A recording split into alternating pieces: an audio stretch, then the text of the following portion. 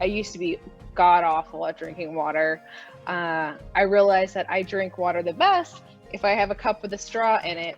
And for whatever reason, I'll fill this thing up all day long. If I have to have a bottle or a cup that has like a normal lid, it's just like I don't drink out of it. It's like my body is afraid of like the sensory coming out and going everywhere. So I've literally like forgotten this at work and driven back 40 minutes just to get it, because otherwise I'm like, I'll be dehydrated all weekend if I don't have it. One thing I had experienced, I had eczema for 25 years. It's absolutely god awful. Like anything that like people gave me was just like, sometimes it just made it worse, or like I was just putting cortisone cream all over my body, which isn't healthy over time either. And I was like, I can't be doing this forever. Like, what the heck? And so I did some of my own research on it. I'm like, this has to be solved. And that's kind of like the underlying root of everything in my life is like, I'm like, this can be solved. I can figure this out.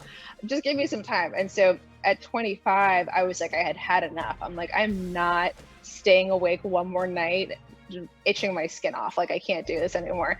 And so I was reading about eczema's relationship to food allergies and different things, like with that it could be allergy related. And so I was like, screw it, I'm going on an elimination diet. I'm taking out all these allergen foods, and then I'm going to slowly integrate back, as they say to do. So in this respect, like I went by the more sensory protocol and like actually like, did like added one thing back at a time and really tracked in the physical reality if there was any change. Come to find out, it was peanuts that I've been, was eating spoonfuls of peanut butter my entire life without hesitation. And those damn peanuts, they got me. And so I cut those out, and my eczema's been gone ever since. So that was like one sensory like related tracking that I feel like I did have to really put in the physical reality to be able to measure in a very kind of specific way. So I was grateful that my brain happened to go down that road. And then the other thing is like, I love blood work. I love blood. I think it's like this amazing blueprint that your body gives you.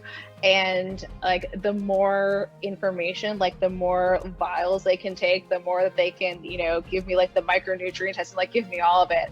I just think it's amazing because you can learn so much from just your blood. And it's like, then there's no like, and that's sensory, there's your sensory data, and all that's left is, for your doctor or, for you to connect the dots, like, and then start to assess that more critically. And so I think that kind of like, it suits the sensory, because it's like, okay, it's giving me some sensory stuff, but then it's also like, okay, now what can the NI do with that information? How can it connect it differently? Come to find out the beauties of, looking at your blood work is I actually had a really extreme B12 deficiency when I was younger.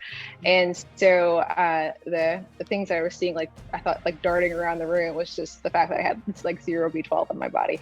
Anyway, that was a really empowering experience because I was like, oh, wow, look at what was just solved by, looking at this more comprehensive view of the body.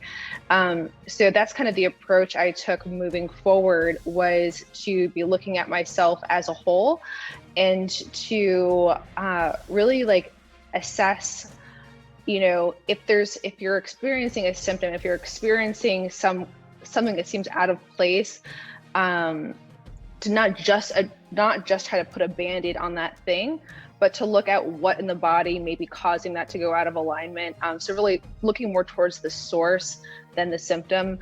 And it's definitely helped me overcome some things later in life. And I'm glad I put on that mentality when I was younger.